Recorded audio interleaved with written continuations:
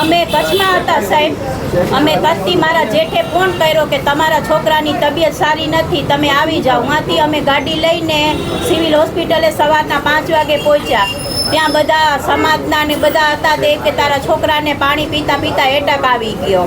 આ સાંભળીને અમે પછી એટક છોકરાનું મોઢું જોઈને હું તો ગભરાઈ ગઈ સાવ. પછી અમે ઘરે ગયા, એની તેલમાંથી બધી વીતી થઈ, પતી ગયું. પછી અમે પાછા માતાજીના મંદિરે ગયા હતા. તો ત્યાં મને એવું ચેન ન પડતો કે મારા છોકરાને એટક આવે. મારા મનમાં બધી ભાવના આવતી કે મારો છોકરો મને મળી ગયો. રોજના ફોન કરે છે, સાંજના એના પપ્પાને ફોન કરે છે, એના દોસ્તારને ફોન કરે, તો એટક કેમ આવી જાય? આ પતી ગયું. તો આ લોકો કોઈ મનમાં બધાને એવું બતાવી દીધું કે ઓફિસે ગયા મારા ઘરવાળા, મારા જેઠ, 5 ભાઈ ગયા હતા હું.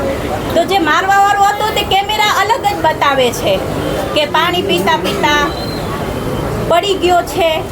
પછી ફોન કરે છે, બધું જો ઊંધું જ બધું આપવા માંડ્યા એ લોકો. તો તું હવે શું કરું? પછી અમે અહીંયાથી મારા ઘરવાળાને કીધું કે મારે વાપી જવું હતું મારા મમ્મીના ઘરે, તો તમે જે પેન ડ્રાઈવ લઈ દો, મારે છોકરાની યાદગીરી જોવી છે મારે. તો એના મારા ઘરવાળાએ શિવજીભાઈના છોકરાને, શિવજીભાઈને ફોન કર્યો. શિવજીભાઈએ એના છોકરાને કીધું, છોકરાનો ફોન આવ્યો કે તમે ઘરે આવીને પેન ડ્રાઈવ લઈ આવો ને હું તમને લેપટોપમાંથી પેન ડ્રાઈવ ભરાવી દઉં. એ લેપટોપ પેન ડ્રાઈવ ભરાવીને ઘરવાળા આવતા રહ્યા ને અહીંયાથી અમે વાપી ગયા 2 દિવસ રહીને. વાપીમાં અમે પેનડ્રાઈવ લેપટોપમાં મારા ભાઈને કીધું, ઉદવાડા પલસાણા મારું પિયર છે, ત્યાં ગયા ને તો પેનડ્રાઈવ જોઈ. પેનડ્રાઈવમાં તો ઓલો છોકરો કંઈક એવું વસ્તુથી ઘા કરે છે કે મારો છોકરો ત્યાં ને ત્યાં પડી જાય છે ને એના પ્રાણ નીકળી જાય છે. ને આ લોકો બધા એમ કે પાણી પીતા પીતા છોકરાને એટક આવી ગયું. પાણી ક્યાં પીતો જ નથી સાહેબ.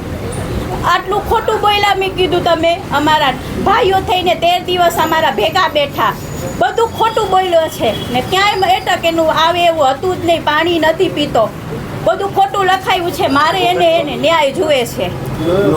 શિવજી સામજી પોલીસ પાસે ગયા તો પોલીસ વાળાએ અમને 10 દિવસથી હેરાન કરે છે. જે ખૂની છે એની સેવા થાય છે, ચા પાણી ફાંકીઓ આવે ને અમે જે ન્યાય માંગવાળા ગયા અહીંયા ખાધા પીધા વગરના 10 દિવસથી અમે દોડીએ છીએ. અમારું કોઈ ધ્યાન જ નથી દેવતા ને. એક અધિકારી બોલે છે કે તમારે અજય નિમામત બોલે છે કે બેન એમ કે મારી બા આવી વાતો કરતા કહેવતો એના ગામડાની મને સમજમાં કે 2 છોકરા કરાય. તો સાહેબ 2 છોકરા હોય તો મારવા માટે કે આવું અધિકારીને શોભે છે? આવું બોલે છે. તો મેં તો ત્યારે કાંઈ જવાબ નથી દીધો એને. પોલીસવાળાને અમે કેટલું હેરાન થયા છે, અમારું કોઈ જવાબ ન આપે. અમારે પોલીસ પાસે એ આશા છે કે આ નરાધામો ફરે છે, અમને ન્યાય જુએ છે. મારા છોકરું કારણો જો અમને કાંઈ બતાવ્યું જ નથી પોલીસ વાળાએ. મારો વારો હતો સુશીલ આહિરનો છોકરો, તેને બધું આ ષડયંત્ર રચવા વાળા શિવજી સામજીભાઈ, એના ભાઈ જયેશભાઈ સામજીભાઈ, ગોરી ઉપ ભાનુશાળી, અમારા ભાઈઓ બેસીને અમને પાછળથી ઘા કર્યો છે. એ કાંઈ પોસ્ટમોર્ટમની રીત કાંઈ જવાબ જ નથી આવ્યો. પોસ્ટમોર્ટમ કર્યું હશે કારણ કે તમને જ્યારે બોલાવ્યા હશે ત્યારે શું કીધું, શેના કારણે મોત થયું? એટેકનું જ કીધું સાહેબ અમને. તો બેન કારણ શું મારામારી થઈ એ અમને અમારો જે વિડીયો જોયો અમારા છોકરાનો ક્યાંય વાત નથી. અમે પેન ડ્રાઈવ બતાવી, એ કાંઈ અમને વાત જ પોલીસવાળા ગુનેગારને તરત જ બોલાવીને અમે આખો દિવસ ફરીએ છીએ. આ 10 દિવસથી ખાવા પીવા વગરના અમે દોડીએ છીએ કે સવારે આવો, સવારે જઈએ તો કે બપોરે આવો, બપોરે જઈએ તો કે સાંજના આવો.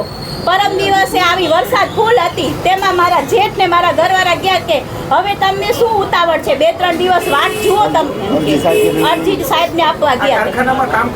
હા, નારાયણજી પેરાડજી ટ્રાન્સપોર્ટમાં કામ કરતો હતો. હા, ટ્રાન્સપોર્ટમાં 1.5 વર્ષ જેવો થયું છે કામ કરનું. કાંઈ બોલાચાલી નથી થઈ. આ લોકોએ હજુ સુધી અમને નથી કર્યો. અમે ફરિયાદ બધું લખાવી, ભાઈ 2 હોય, અમને કાંઈ રજૂઆત નથી કરી સાહેબ. કમિશનર સાહેબ સહિત અમે અરજી કરાવી હતી. એ અરજી પહેલાં અમારે માલવિયા નગરમાં ગઈ, ત્યાંથી પાછી કુવાડવા આવી. કુવાડવામાં અમે કેટલા દિવસથી દોડીએ છીએ ખાવા પીવા વગરના. ને જે ગુનેગાર આવે એને સાહેબ રૂમમાં બેસાડીને ચા પાણી ફાંકીઓ ન આદેશ થાય ને અમે ન્યાય માંગવાળા નીચે બેઠા છીએ. અમને કોઈ કાંઈ પૂછા જ નથી કરતો. ગરીબનો છોકરો એટલે એને રૂપિયાના મોં ભરી દે છે એટલે બધું વેચાઈ જાય છે. અમે કેટલા દિવસથી દોડ્યા છે કેમ કે પૈસાવાળાનો દીકરો છે એટલા માટે પોલીસ કમિશનરને રજૂઆત કરી હતી અમે. પોલીસ કમિશનર છે એ મળ્યા જ નથી અમને. અરજી અહીંયાથી વાંથી અરજી મોકલાઈ દીધી. હવે શું માંગ છે તમારી? અમારે ન્યાય જુએ છે મને મારા છોકરાનો. જો ન્યાય નહીં મળે ને તો સાહેબ અમારે હવે જીવનની કઈ આશા નથી. અમે મરી જશું ને બધાના નામ લખાવીશું. અમારે બે માણસને હવે કઈ જીવનની આશા નથી. અમે મરી જઈશું બધાના નામ લખો. અમને ન્યાય નહીં મળે તો અમારું તો બધું ગયું. અમારું રાજ આખું લૂંટાઈ ગયું. ત્યાં નરાધામો ફરે છે. જો જ્યાં ન્યાય હોય ને કોઈ અમારા ભેગા હોય ને તો એને સજા દેવડાવજો. અમારી બસ એ જ છે. આ પૈસાનું સેટિંગ જ કર્યું છે એટલે અધિકારી આવું બોલે ને સાહેબ કે બે છોકરા હોવા જોઈએ તો બે હોય તો મારવા માટે રાખવા ના હોય અમારે. કયા અધિકારી એવું કીધું બે છો? નામ પૂરું છે અજય નિમાવત. શું કીધું? કે બેન એમ કે એકાદ ન હોવા જોઈએ બે છોકરા તો હોવા જોઈએ ને મતલબ શું કે મારવા વાટું એક મારવા રાખવાનો ને એટલે આપણે બચાવવા રાખવાનો. પોલીસ કમિશનરે તમે મળ્યો છો કે નહીં? મળતા જ નથી સાહેબ. અરજી આપી હતી ને અરજી મોકલાવી માલવિયા નગરમાં. પોલીસ કમિશનરના મહિલા હતા કે મળવા જ નથી ના મળવા જ નથી દીધું. તમને કયા અધિકારી આવું કીધું કે તમારે બે છોકરા કરવા જોઈએ? અજય નિમાવત. અજય નિમાવત. અજય નિમાવત. હા અજય નિમાવત. એ કુવાડવા પોલીસ સ્ટેશને જોયું લખાઈ અરજી કેન્સલ કરેલી. ને લખાવેલી અરજી અહીંયા અમે લખાવીએ છે ને ઓલા શિવજીભાઈ આવે તો એના કોઈક જે હોય અધિકારી બીજો આવી નિવેદન બદલી જાય છે. અમે સામે બેઠા છીએ તોય નિવેદન બદલી જાય છે. અમે કેમ ન્યાયની આશા રાખીએ? આટલું બધું પૈસા ખવડાવે એટલે બધા એના જ થઈ જાય છે. અમારું તો કોઈ ધ્યાન જ નથી દેતું. હત્યાનો ગુનો